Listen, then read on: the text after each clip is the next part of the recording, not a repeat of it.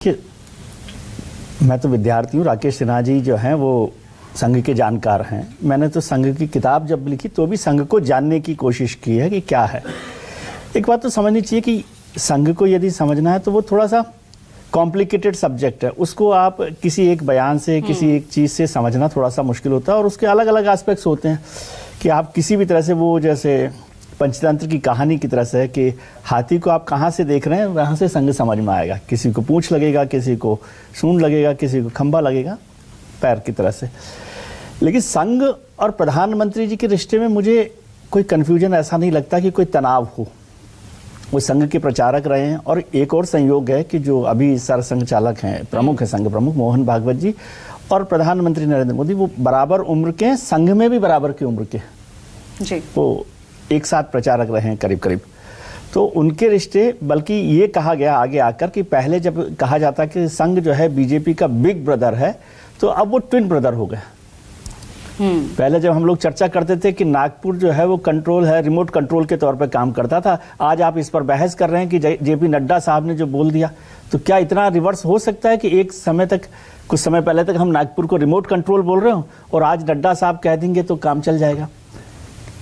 बहुत सारी चीजें हैं। संघ बीजेपी के रिश्तों में कहीं भी होता है, घर में भी होता है, मातृ संगठन भी हो तब भी बेटा बड़ा हो जाता है तो सारी बातें तो माँ की नहीं मानता ना। कई बार होता है कि नहीं मानता, लेकिन फिर भी वो रिश्ता एक बना रहता है। संघ अध्यक्ष के यदि रेफरेंस में कहें या प्रधानमंत्री जी का आज जो बयान है उसमें मुझे कोई आश्चर्य वाली बात नहीं लग रही। वो हमेशा ही संघ को लेकर एक प्रचारक के तौर पर, स्वयंसेवक के तौर पर बात करते रहे। और नरेंद्र मोदी जी, वह छोड़िए, वाजपेयी जी जब थे तो उन्होंने कहा एक बार स्वयंसेवक तो जीवन भर स्वयंसेवक। वो रिश्ता अलग किस्म का है। लेकिन राष्ट्रीय अध्यक्ष के चुनाव में संघ की बात सुनी भी जाती है, लेकिन निर्देश के तौर पर दिया जाता है कि नहीं दिया जाता। ऐसा होता है जैसे प्रेसिडेंट का आपने कभी नोटिफिकेशन देखा हो तो उसमें लिखा होता है, यदि फांसी भी देनी हो तो लिखा होता है प्रेसिडेंट प्लीज टू इन्फॉर्म। तो ऐसा ही संघ है। संघ ने जो कह दिया वो आदेश ही है ना।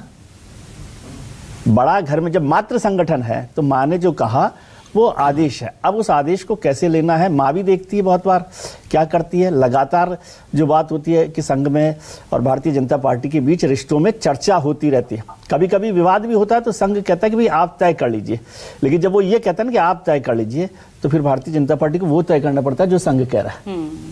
कई बार आप कहते हैं ना, माँ भी कहती है भैया जो मर्जी हो तू कर ले, तो फिर आपको फाइनली वहां आना पड़ता है। अध्यक्ष का चुनाव भी संगठन करता है, लेकिन संघ की जो सहमति है, संघ की जो राय है उसको लिया जाता है। इसमें ऐसा नहीं है कि राय नहीं ली जाती, और राय ही तो आदेश है। आप सोचिए ना, के शर्मा साहब सब बातें कर रहे हैं लेकिन 2 साल में अभी नहीं हुआ। इसका मतलब कोई कन्फ्लिक्ट या कोई एक मत नहीं हो पाए, किसी एक नाम पर सहमति नहीं बन पाई है। शायद ऐसा होगा। बाकी टेक्निकल कारण तो है कि 12 राज्यों में हुए कि नहीं हुए, 50% राज्यों में चुनाव हुए कि नहीं हुए, अध्यक्ष के हुए कि नहीं हुए। अभी तो यूपी की भी कल लिस्ट जारी हुई है, उसमें भी पूरे जिलों के चुनावों के अध्यक्ष नहीं हुए हैं।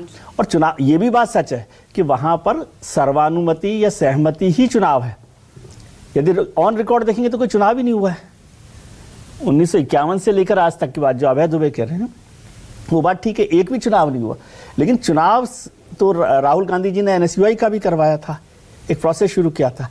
आपको संगठन कैसे चलाना है, उसका मतलब यह है कि चुनाव नहीं हुआ तब भी बीजेपी कोई एक आदमी को लेकर जो सही बात कह के करे कि कोई बता सकता है कि कल नाम किसका होगा, कि बीजेपी का अध्यक्ष कौन होगा, तो वो सर्वानुमति बनाकर सबकी राय लेकर काम किया जा रहा है।